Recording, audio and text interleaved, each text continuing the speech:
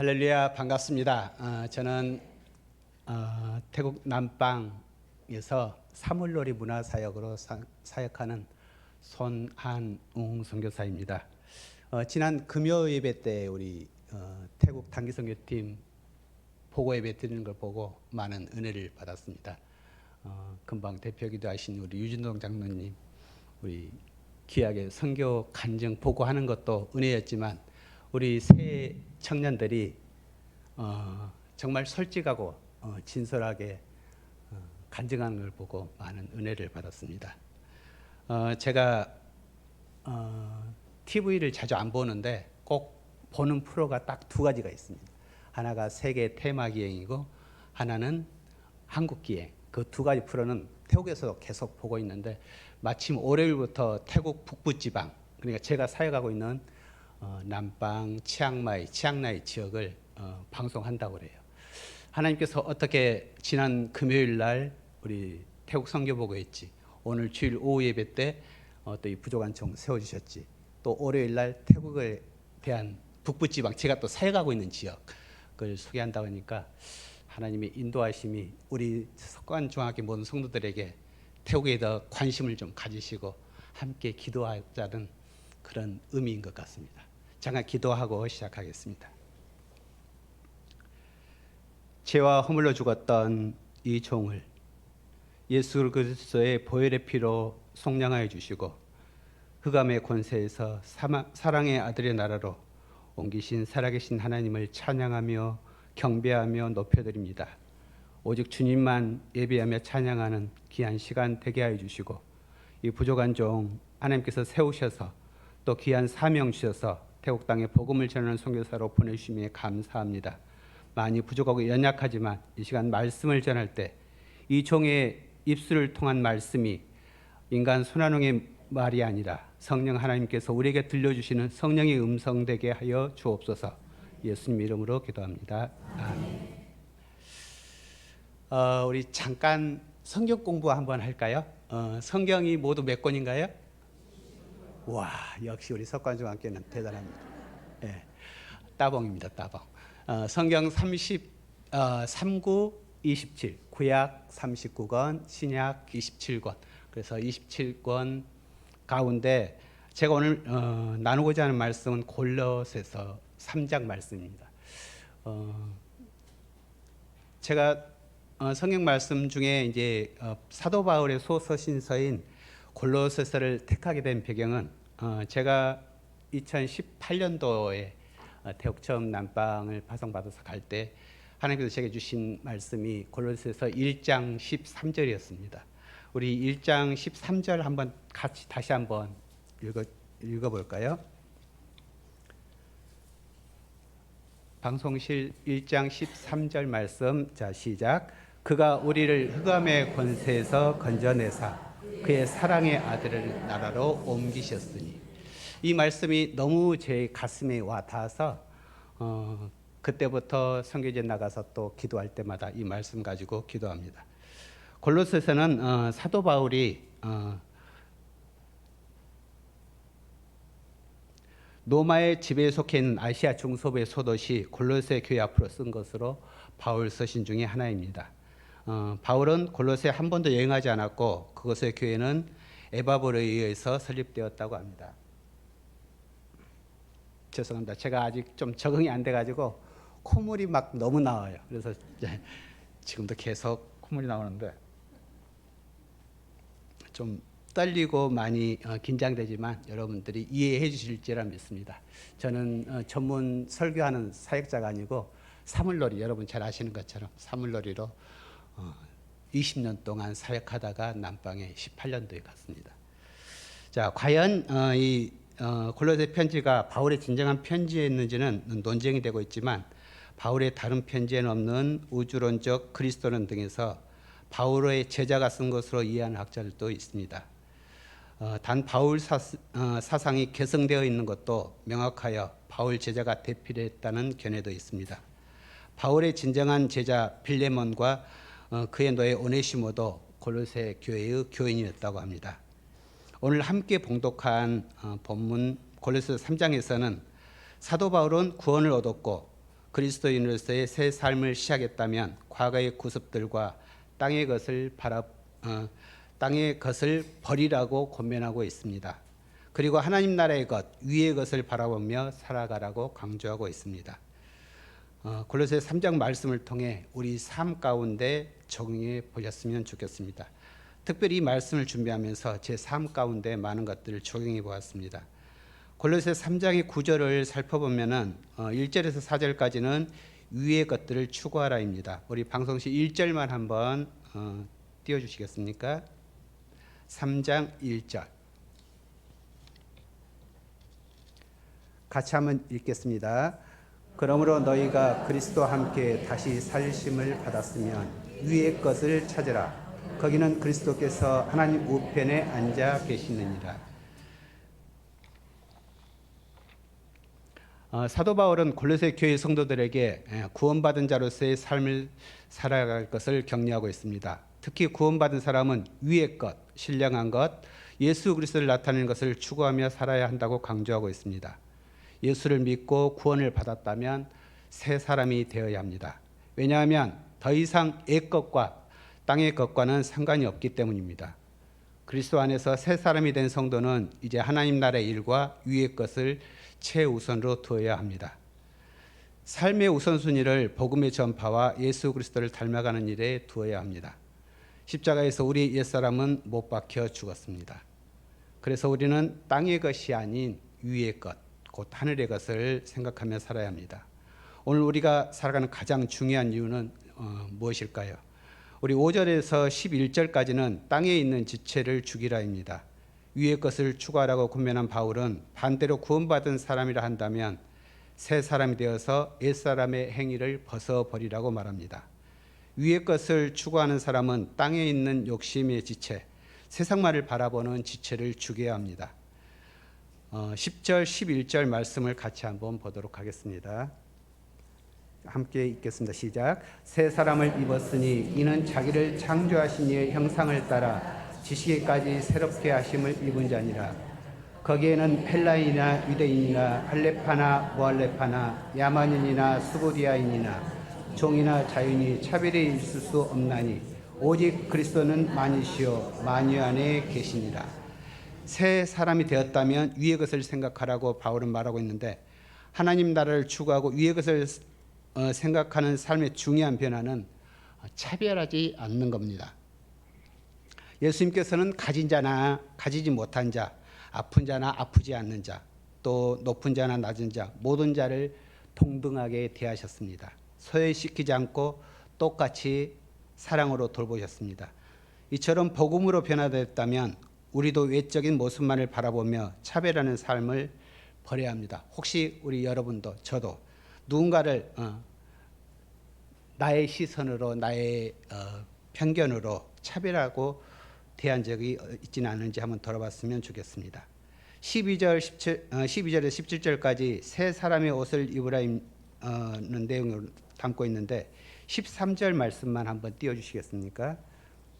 13절 같이 읽겠습니다. 누가 누구에게 불만이 있거든 서로 용납하여 피차 용서하되 주께서 너희를 용서하신 것 같이 너희도 그리하고. 오늘 주일예배 설교 내용하고 조금 겹치죠.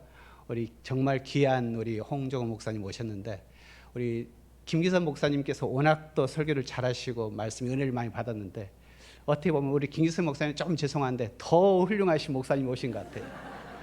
여러분은 참 축복받은 우리 성도들입니다. 제가 잠깐 오늘 2부 예배 드리면서 말씀 듣고 너무너무 많은 은혜를 받았습니다. 솔직히 아부 아닙니다, 목사님. 예, 우리가 용서를 남한테 이렇게 정말 끝까지 용서 못하는 사람들이 있잖아요. 정말 그 사람들을 내가 품고 끝까지 그들을 용서를 못한다면 결국은 본인 자신만의 실패입니다. 어떤 상황이 있을지라도 우리 목사님 말씀하신 것처럼 정말 그 사람이 마음만은 닿지 않고 그 사람을 포용하고 언젠가는 하나님께서 그 마음을 움직여 주시고 변화시켜 주시리라 믿습니다. 그리스도의 평강이 성도들의 마음을 주장하도록 그리스도의 말씀이 풍성하도록 하라고 말하고 있습니다.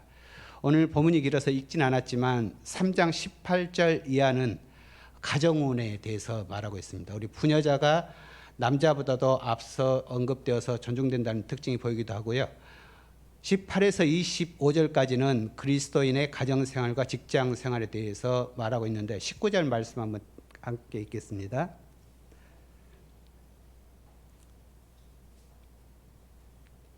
(19절) 말씀 같이 한번 띄워주세요. 자녀들아 모든 일에 부모에게 순종하라. 죄송합니다. 남편들아 아내를 사랑하며 괴롭게 하지 말라.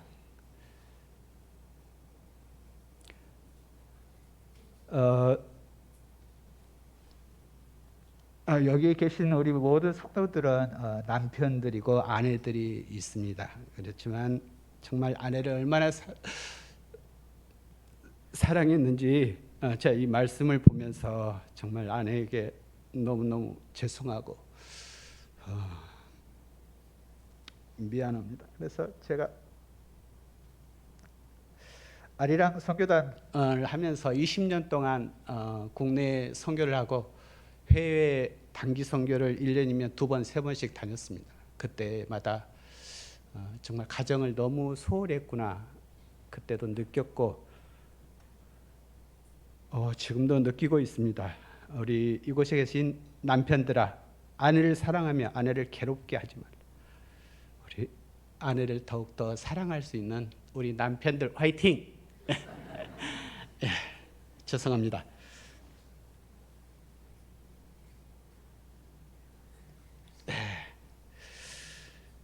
우리 사도 바울은 새 사람이 되었다면 구원받은 사람으로서 올바른 가정생활을 해야 한다고 권면하고 있습니다. 아울러 바른 주인과 종의 태도를 가르치면서 어떤 직장생활을 해야 하는가에 대해서도 가르치고 있습니다.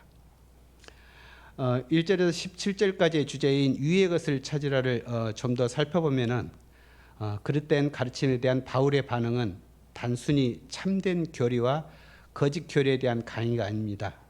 그리스도 안에 있는 삶의 진리는 일상생활을 통해 구체적으로 표현되어야 합니다.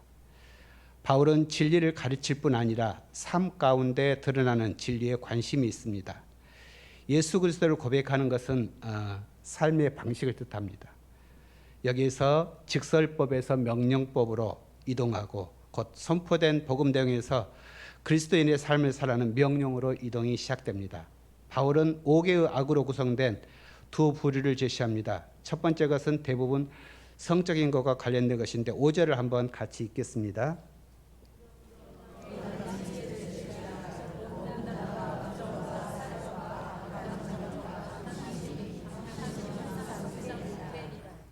아멘. 그러므로 땅에 있는 지체를 죽이라. 음란, 부정, 사욕, 악한 정욕, 그리고 탐심은 곧 우상 숭배라고 합니다. 우상 숭배가 만연한 태국 땅에 저를 보내신 게 너무 하나님 감사합니다. 잠시 후에 같이 PPT를 보면서 설명을 드릴 텐데 정말 악한 그런 우상의 문화가 지배하고 있습니다. 두 번째 것은 말과 관련된 것인데 8절 9절을 함께 읽도록 하겠습니다. 이제는 너희가 이 모든 것을 벗어버리라. 곧 분함과 노여움과 악의와 비방과 너희 입에 부끄러운 말이라. 너희가 서로 거짓말을 하지 말라. 옛사람과 그 행위를 벗어버리고.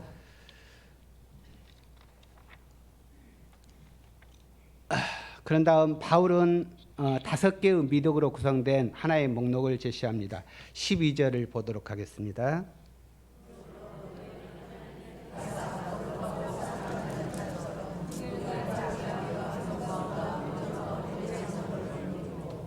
아멘.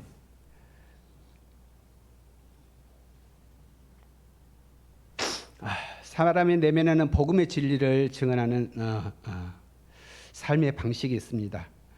우리 3장 18절 오늘 읽지 않았지만 18절부터 4장 1절까지는 윤리적인 부분들을 다루고 있습니다.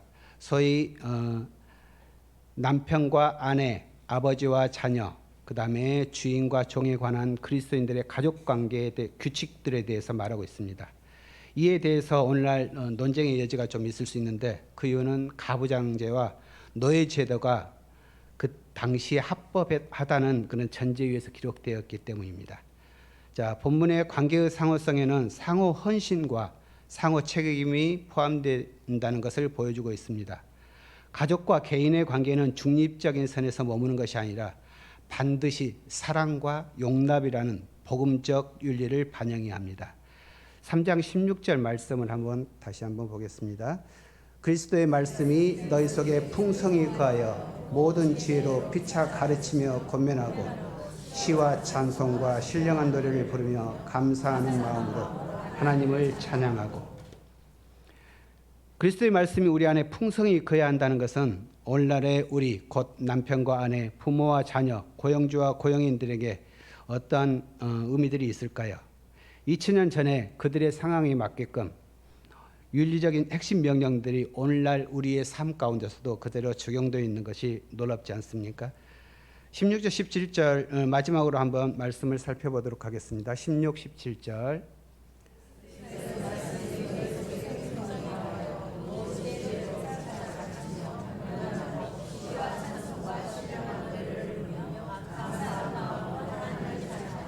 아멘.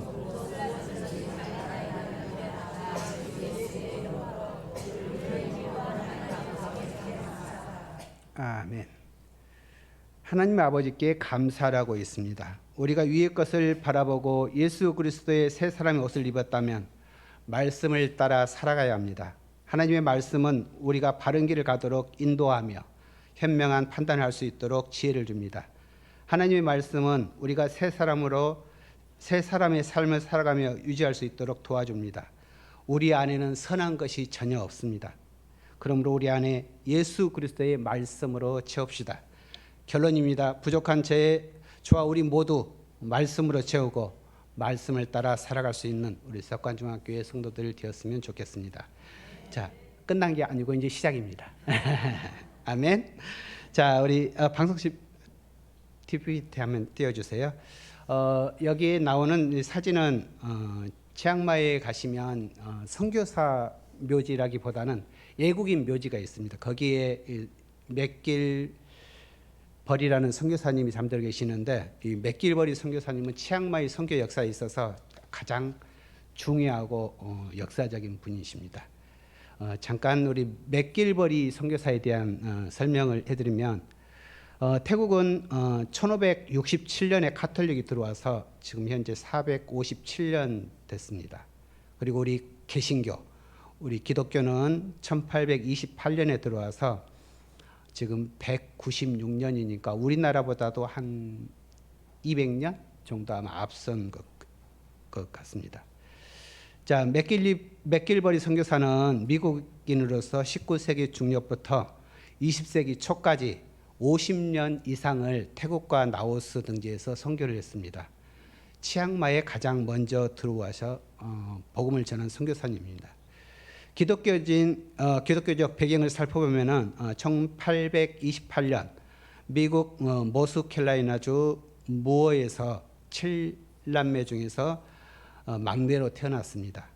그래서 감리교 신학교를 졸업하고 1853년에 가을에 다니엘 프리스턴 신학교에 입학을 하였고 이 학교에서 선교사들의 왕래가 많았었는데 그때 영향을 받았던 것 같습니다.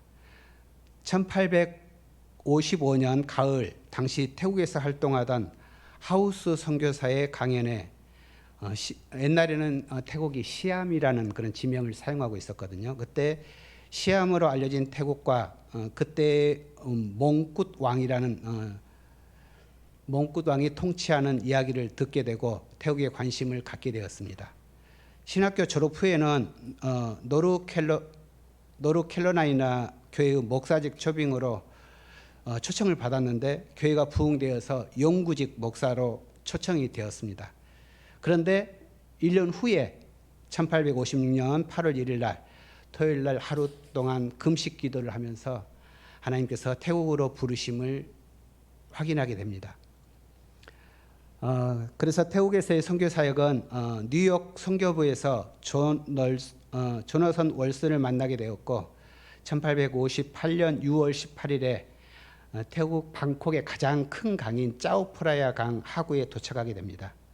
이틀 뒤 방콕에 도착하고 뉴욕에서 방콕까지 100일이 걸렸다고 그래요.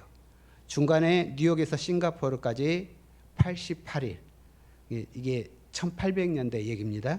지금은 하루에도 갈 수 있죠. 당시에 의사인 여러 선교사가 있었다고 해요. 이때도 전문인 선교사들이 많이 있었던 것 같아요. 저 같은 사물놀이 선교사가 아니라 의사 선교사. 이렇게 여러분 중에도 이렇게 각자의 은사들이 있다면은 평신도 선교사들로 얼마든지 헌신하고 나갈 수 있습니다. 내가 무슨 하나님이 주신 특별한 은사, 재주들이 있다면 그걸 통해서 마음껏 선교에 활용할 수가 있습니다. 자, 맥길버리는 그래서 페차부리에서 여행하던 중에 그곳에 계신 부수령, 그러니까 부도지사 정도 되겠죠. 자녀에게 영어 선생님으로 초빙을 받게 됩니다. 그래서 페차부리에서 사역을 시작하게 됐고 1860년 9월에 브래들리 선교사 딸 소피아 로렌스와 결혼을 하게 됩니다. 치앙마이에서의 사역 준비는 페차부리에 있을 때 치앙마이 왕과 그 가족을 만나는 기회가 있었는데 치앙마이 선교에 초청과 관심이 있었던 중에 당시 라오스인 노예 페차부리가 라오스인 노예로 페차부리에 있었는데 이가 복음을 받아들이고 자신의 북쪽인 고향인 북쪽에 대한 얘기로 맥기벌리가 더 치앙마이에 대해서 관심을 갖게 됐습니다. 선교지 탐방으로 웰슨 선교사와 함께 치앙마이로 출발했는데 태국은 주로 좀 강들이 많아가지고 수로로 그리고 또 육로로 해서 방콕에서 치앙마이까지 49일을 걸려서 방콕에 오게 됩니다. 지금 현재 방콕에서 치앙마이까지는 비행기를 타면 1시간 한 20분, 1시간 30분 정도 올 수 있고요. 기차로 가면은 침대 기차 편안히 누워서 한 13시간. 그리고 버스로 가면 11시간.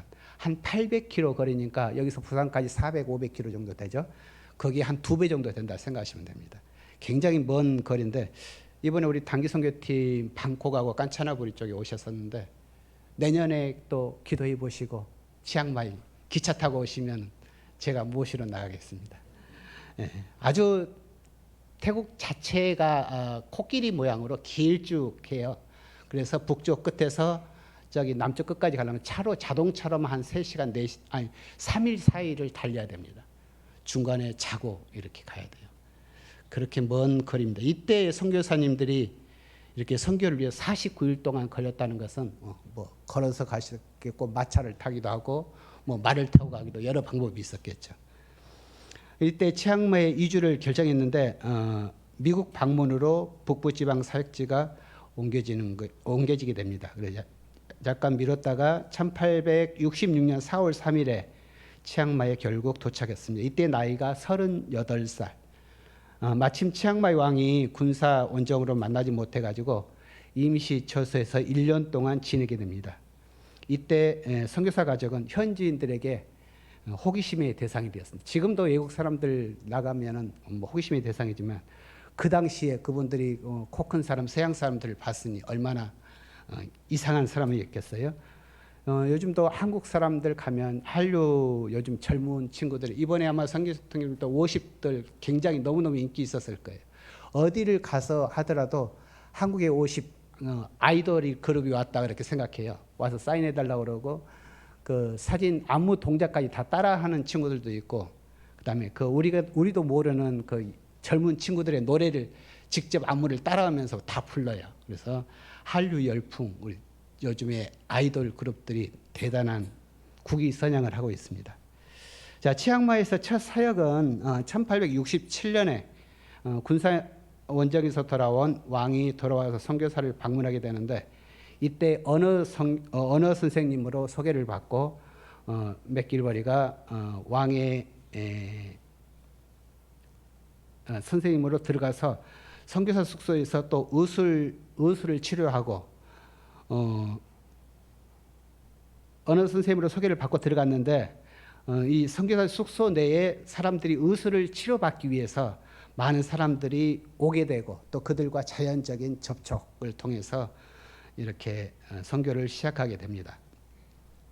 1868년 맥길버리 선교사가 사역 가운데 가장 중요한 두 가지 사건이 있었는데 첫 번째가 8월 17일 날 개기일식 사건입니다. 해가 달이 해를 가리나요? 개기일식.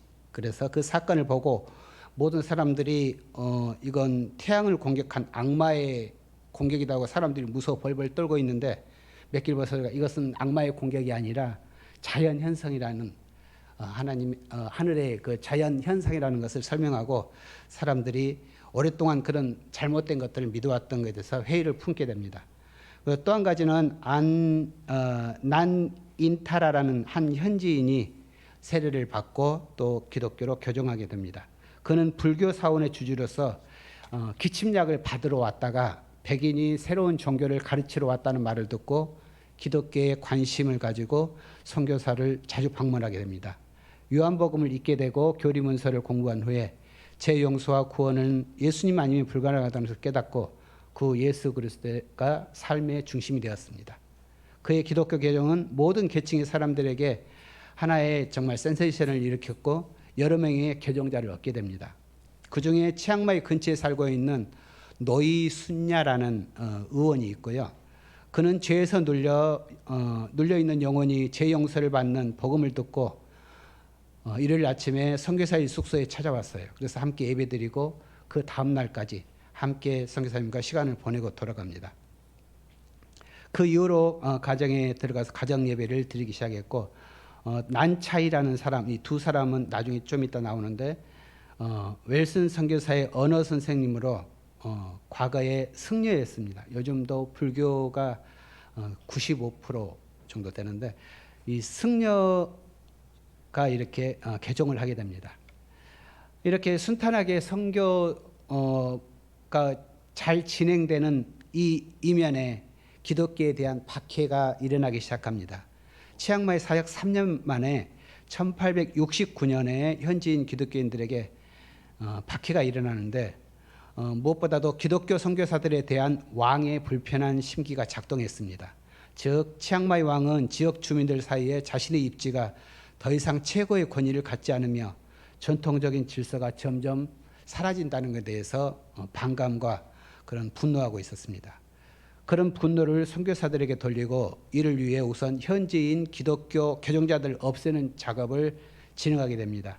박해가 시작되자 선교사 집에서 일하는 현지인들은 모두 다 도망을 갔는데 아까 그 두 사람 노이 수냐 그다음에 난차이 이 두 사람은 결국 안 도망가고 그냥 나는 순교하겠다 그런 마음으로 집에 있다가 붙잡혀서 신문을 당한 후에 9월 14일 날 정글에 끌려가서 살해당하고 맙니다.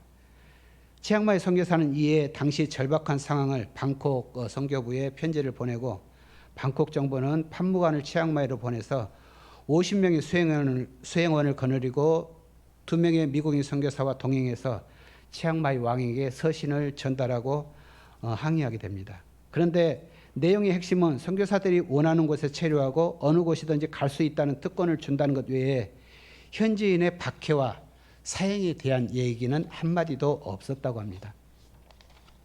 이에 맥길버리 선교사는 현지인은 어떤 재판도 없이 왕이 일방적인 지시로 처형하라 하면 처형한다는 그런 이유를 알게 됐습니다. 그때까지 왕에게 공개적으로 맞서는 사람은 아무도 없었다고 합니다. 이에 왕은 분노하면서 자신이 백성을 죽인 것은 기독교 때문이다. 나라와 종교를 버린 것은 곧 자신을 배신하고 자신을 반역한 것으로 간주해서 앞으로도 기독교 믿는 백성들은 다 죽일 것이라고 선포하고 있습니다. 그런데 하나님은 이 경고를 한 우리 왕에게 이 왕이 방콕을 방문하다가 치앙마이로 돌아오는 길에 의식을 잃고 중병으로 쓰러져서 1870년 6월 말에 하나님의 심판을 받았다고 합니다. 우리도 혹시 그런 박해나 핍박들을 통해서 우리가 또 누구를 우리 여러분들은 박해하고 핍박할 일이 없죠. 그런 분들이 있다면 함께 기도해 주시고 하나님의 준엄한 경고가 심판이 있다는 것을 잊지 않았으면 좋겠습니다. 치앙마이 선교사 묘지에 대해서 잠깐 살펴보면은 치앙마이 외곽 쪽에 외국인 묘지가 있는데 거기에 한국인 선교사 묘지가 두 군데, 세 군데 정도 있습니다. 감리교단의 김지원 선교사님은 쫌통이라는 조그만 시골 동네에서 사역을 했고 주로 산지족, 산지 부족들 마을을 방문하고 사역을 할 때 오토바이를 타고 다니면서 복음을 전했습니다. 특별히 특수장애 친구들을 돌보는 그런 사역을 했습니다. 선교사님이 오토바이를 타고 사역지를 방문하고 돌아오다가 점통 시골에서 교통사고를 당하셨는데 그때 픽업 트럭에게 일방적으로 당하셨습니다. 일주일 동안 내사 상태로 계시다가 돌아가셨는데 가해자가 선교사님에게 모든 잘못을 덮어 씌우려고 했고 이 과정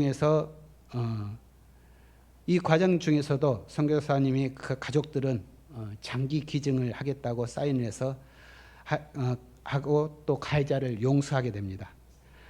이 가해자는 처음에는 도망을 가려다가 오토바이가 차에 끼어서 도망가지 못하고 나중에 또 발뺌까지 하다가 나중에는 선교사님이 가족이 자신을 용서하고 또 장기 기증까지 하겠다는 그런 사랑들을 보고는 이런 과정에서 자기도 잘못을 뉘우치고 교인이 되었습니다. 두 번째는 김성희 선교사님의 아들 김준기 선교사님인데 어느 나라든지 복음이 들어간 곳에는 항상 순교의 피가 흐르게 됩니다. 외국인 묘지 네. 자, 우리 김성희 선교사님 아들 김준기 선교사님도 부모님 사역하는 중에 같이 또 교통사고를 통해서 순직하게 됩니다. 우리 PPT를 한번 띄워주시면서 마무리하도록 하겠습니다. 한 장 쭉쭉 넘기시면 되겠어요.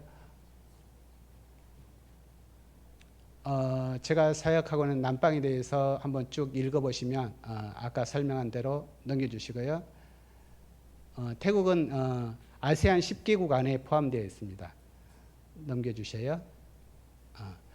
제가 사역하는 북부 지방의 아래쪽 가운데 중심 쪽이 방콕이고 그 아래가 남부 지방 파타야, 푸켓 아래쪽이고 아주 더운 지방. 그다음에 저는 위쪽은 남방, 치앙마이, 그다음에 매홍선, 빠이 등이 북쪽 지방. 한 번 더 눌러주시면 남방 제가 있는 지역입니다.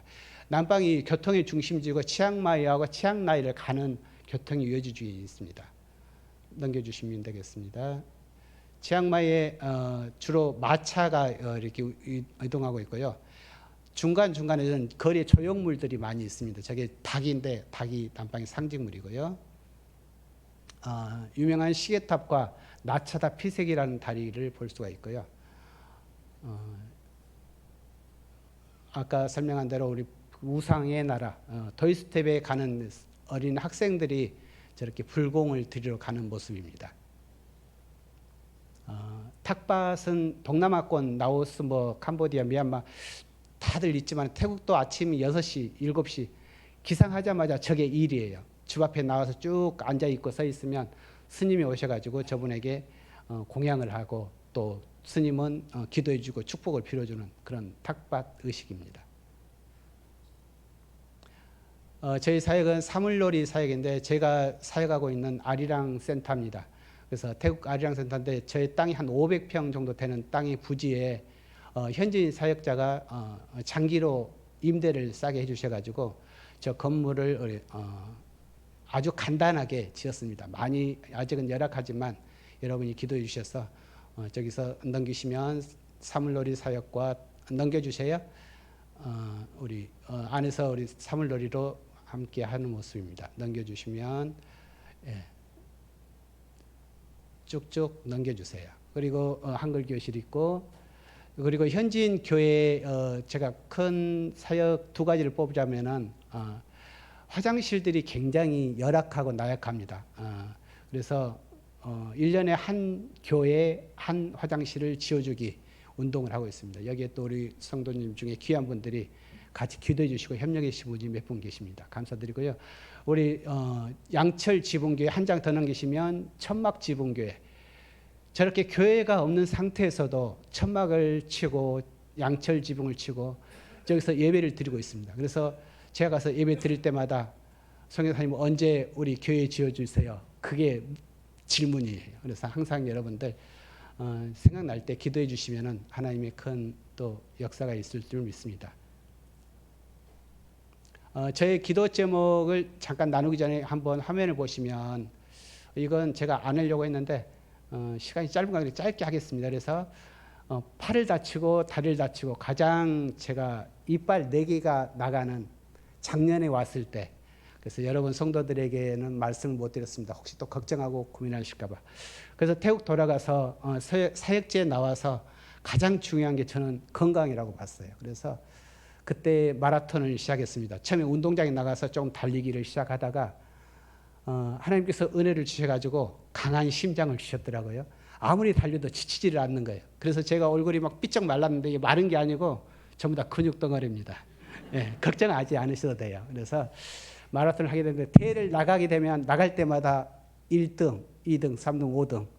그래서 1년 11개월 됐는데 마라톤을 나갈 때마다 정말 하나님께서 은혜를 주셔가지고 마라톤을 하면서 배우고 느낀 게 너무 많습니다.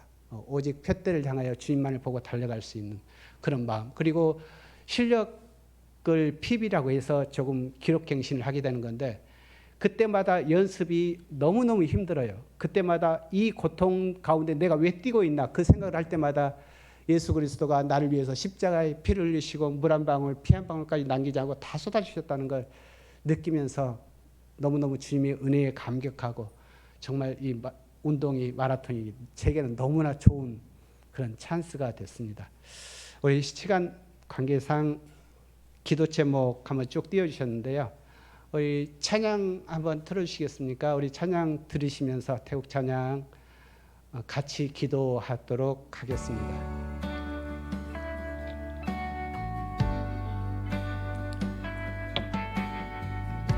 함께 우리 기도했으면 좋겠습니다.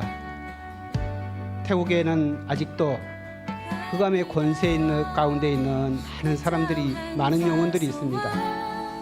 그들 가운데 순야와 또 난차이 같은 그런 순교도 감당할 수 있는 하나님의 뿌려진 씨앗, 하나님의 복음의 씨앗들이 태어날 수 있도록 위에서 함께 기도합시다.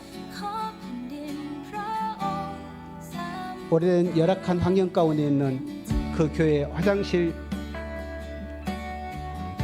현지인들의 그런 어려움 가운데서도, 천막 지붕 가운데서도, 양철 지붕 가운데서도 하나님을 향한 그 예배의 열정만큼은 식지 않은 그들의 영혼들을 하나님 위로하시고, 하나님께서 그들을 축복하시도록, 그들이 사랑의 나라로 옮겨질 수 있도록 이 시간 한 목소리로 기도했으면 좋겠습니다.